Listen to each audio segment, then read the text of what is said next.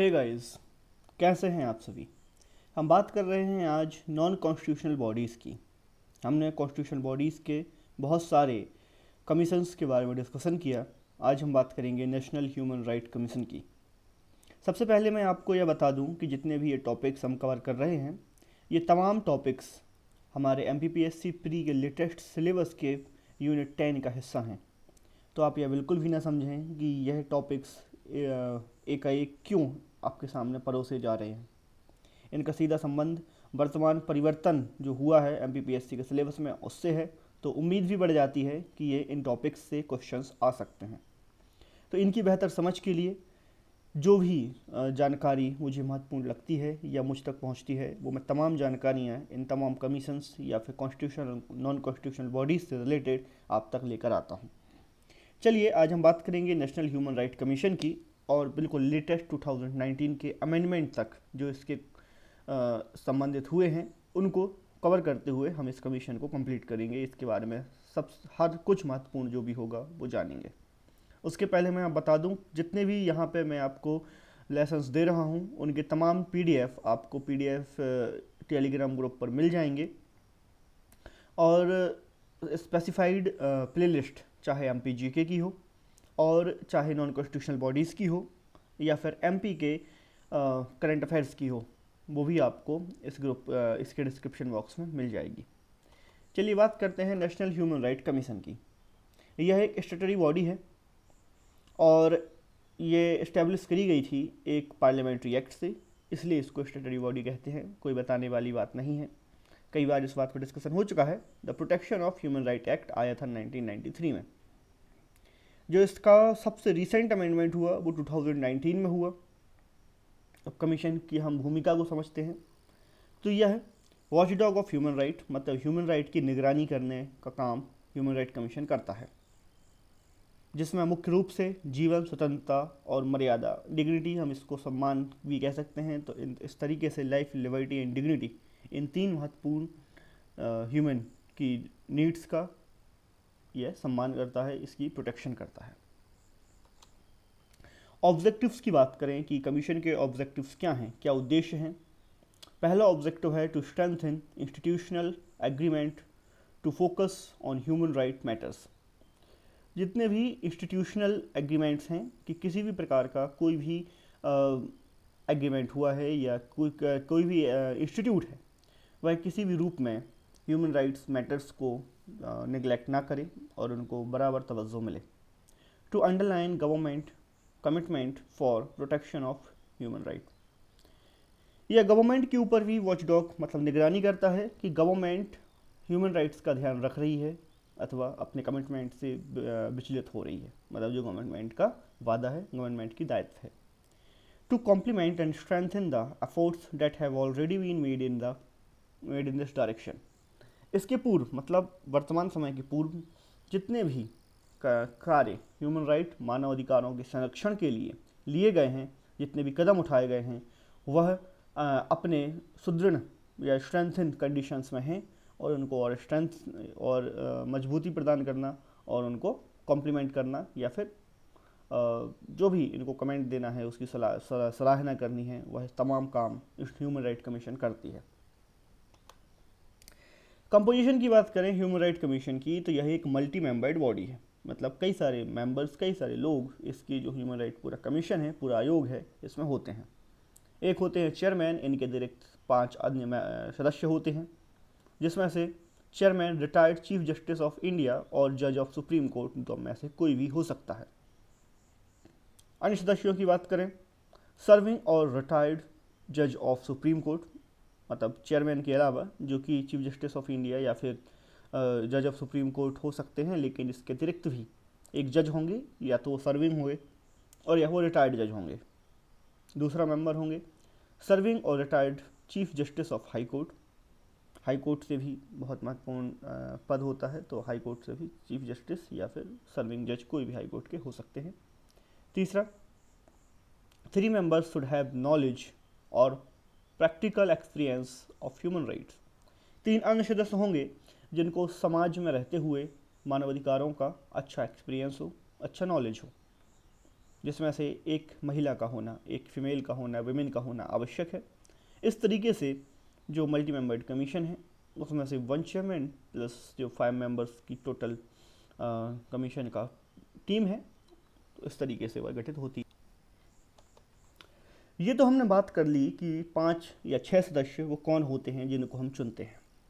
इसके अतिरिक्त 7 ऐसे सदस्य होते हैं जो पदेन सदस्य होते हैं, मतलब वो अगर किसी और रूप में कार्यरत हैं तो उनको यह मान लिया जाता है कि वह ह्यूमन राइट कमीशन के स्वतः ही मेंबर हो जाते हैं, जिसमें हैं chairperson of national commission for minorities, minorities मतलब अल्पसंख्यक आयोग के chairperson, chairperson of national commission of एससीज, शेड्यूल्ड कास्ट का जो आयोग है उसके चेयरपर्सन, उसके चेयरमैन, इसके साथ ही एसटी कमीशन के chairman, national commission for women महिला आयोग के अध्यक्ष, national commission for backward classes पिछड़ा वर्ग आयोग के अध्यक्ष, national commission for child rights जो बच्चों के अधिकार से संबंधित आयोग हैं उनके अध्यक्ष, national commission for chief commissioners for person with disability मतलब जो डिसेबिलिटी जो विकलांग हैं या दिव्यांगों के लिए जो चीफ कमिश्नर होते हैं उनके वो भी इस पूरे नेशनल ह्यूमन राइट कमीशन के पदेन सदस्य होते हैं। तो इस तरीके से हमने जाना कि 6 मेंबर्स ऐसे हैं चेयरपर्सन को मिलाकर जिनको सेलेक्ट किया जाता है, जिनको चुना जाता है। इसके अतिरिक्त 7 सदस्य ऐसे हैं जो एक्स ऑफिशियो मेंबर्स होते हैं, मतलब पदेन सदस्य होते हैं। Chairman and members of commissions appointed by president, क्योंकि ये नेशनल लेवल की एक बॉडी है और प्रेसिडेंट इनका अपॉइंटमेंट करते हैं on recommendations of 6 members committee. अब जो ये चेयरमैन और मेंबर्स हैं इनका जो पदस्थापना है इनकी, तो ये 6 मेंबर्स की एक कमेटी होती है, उसके माध्यम से की जाती है। बात करते हैं कि रिकमेंडिंग कमेटी में कौन कौन होते हैं।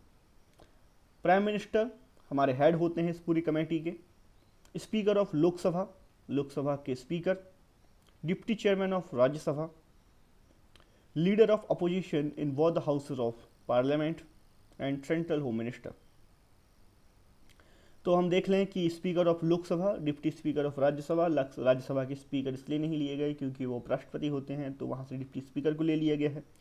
लीडर ऑफ अपोजिशन, अगर स्पीकर लिए गए हैं तो स्पीकर जनरली रूलिंग पार्टी से होते हैं, तो लीडर ऑफ अपोजिशन लिए गए दोनों ही हाउसेज से, जिसमें यहाँ पे एक होमोजेनिटी बनी रहे।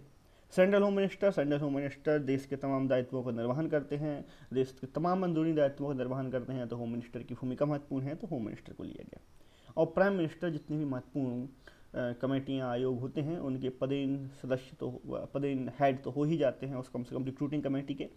तो इस तरीके से 5 मेंबर्स की ये कमेटी है। तो हमने आपको थोड़ा सा रीजनेबल वे में इन 5 मेंबर्स के इस कमेटी में होने की वजह भी बता दी है, तो आपको याद रखने में सहूलियत होगी। सिटिंग जज ऑफ सुप्रीम कोर्ट और sitting chief justice of high court can appointed only after the CJI's consultation. कोई भी जो जज हैं, चाहे वो सिटिंग जज ऑफ सुप्रीम कोर्ट हों या फिर chief justice of high court हों, तो उनके इस सदस्य के मेंबर बनाने के पहले जो CJI हैं उनसे कंसल्ट करना जरूरी है, क्योंकि जुडिशरी मैटर्स के जितने भी महत्वपूर्ण निर्णय हैं वो CJI के ही कंसल्टेशन से लिए जाते हैं। अब बात करते हैं कि ये कितने क्षणों तक, कितने वर्षों तक अपने ऑफिस में रह सकते हैं। 3 ईयर्स और 70 ईयर्स ऑफ एज, ये तो ये 3 वर्ष या फिर 70 वर्ष की आयु पूर्ण होने तक अपने ऑफिस में, अपने दफ्तर में रह सकते हैं, इसके पहले जो भी हो जाए। Eligible for reappointment, yes they can be reappointed at the same post but not eligible for further employment under central और स्टेट गवर्नमेंट। लेकिन क्योंकि ये अपने आप में एक महत्वपूर्ण और गरिमामयी पद है, तो इनको किसी भी रूप में सेंट्रल या स्टेट गवर्नमेंट के अधीन किसी दूसरे एम्प्लॉयमेंट में इनरोल होने की परमिशन नहीं होती है। रिमूवल सर्कमस्टेंसेस, मतलब इनको किन कंडीशंस में इनके पद से हटाया जा सकता है, तो सब जनरली रिमूव्ड बाय प्रेसिडेंट के माध्यम से ही, या प्रेसिडेंट ही इनको हटाते हैं। एडजस्ट इन्वॉल्वमेंट, जब ये मान लिया जाए कि ये दिवालिया हो चुके हैं। Engaged in paid employment during term of office, या फिर ये इनके कार्यकाल के दौरान किसी अन्य आर्थिक भोग के साथ, मतलब किसी प्रकार की पेड एम्प्लॉयमेंट में ये इनरोल्ड है। इन्फिमिटी ऑफ माइंड और बॉडी, किसी भी रूप से ये शारीरिक या मानसिक रूप से अपने पद की दायित्व को निभाने के लिए अक्षम है।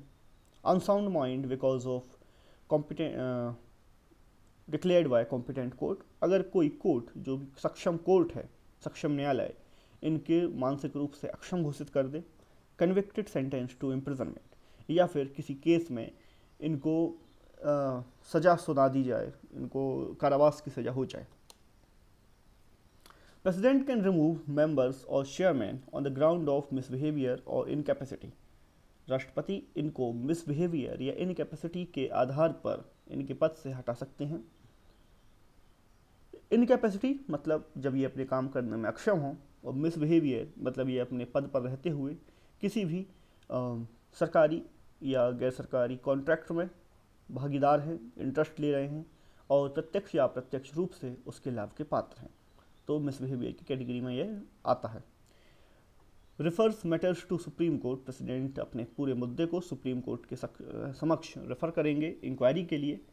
इफ़ एडवाइज्ड रिमूवल, अगर सुप्रीम कोर्ट रिमूवल एडवाइस कर देते हैं कि संबंधित व्यक्ति को उसके पद से हटा देना चाहिए, प्रेसिडेंट कैन रिमूव चेयरमैन और मेंबर, तो प्रेसिडेंट संबंधित चेयरमैन या फिर मेंबर को हटा देते हैं। सैलरी एंड अलाउंसेस की बात कर लेते हैं, सर्विस कंडीशंस की बात कर लेते हैं। यह सभी सेंट्रल गवर्नमेंट के द्वारा निर्धारित किया जाता है और कभी भी इनके एक अपॉइंटमेंट के बाद इनके अपॉइंटमेंट के डिसएडवांटेज में इसको परिवर्तित नहीं किया जाता। मतलब एक सैलरी पे जिस पे इनको नियुक्त किया गया, उस सैलरी से घटाकर या उन सर्विस कंडीशंस को, इनके इन उन अलाउंसेस को इनके डिसएडवांटेज में इनके प्रति जो नकारात्मक हो उस हिसाब से कभी परिवर्तित नहीं किया जाएगा। All the above aimed at securing, ये तमाम चीज़ें जो ऊपर हमने डिस्कस करी, ये इनकी स्वायत्तता, स्वतंत्रता और निष्पक्षता की सुरक्षा करने के लिए इन तमाम प्रोविजंस को किया गया है। So that's all for today. हमने एक रोड मैप तैयार कर लिया कि नेशनल ह्यूमन राइट कमीशन के ऑब्जेक्टिव्स क्या हैं, कौन कौन से मेंबर्स होते हैं, कौन हैं जो नेशनल ह्यूमन राइट कमीशन को अपॉइंट करते हैं, किन कंडीशंस में इनको इनकी सर्विस कंडीशंस से वंचित किया जा सकता है, और प्राकृतिक रूप से ये कितने क्षणों तक, कितने वर्षों तक अपने ऑफिस में या अपने दफ्तर में अपनी सेवाएं दे सकते हैं। So that's all for today and we will continue the lecture in next parts and we will cover the whole aspects of National Human Rights Commission.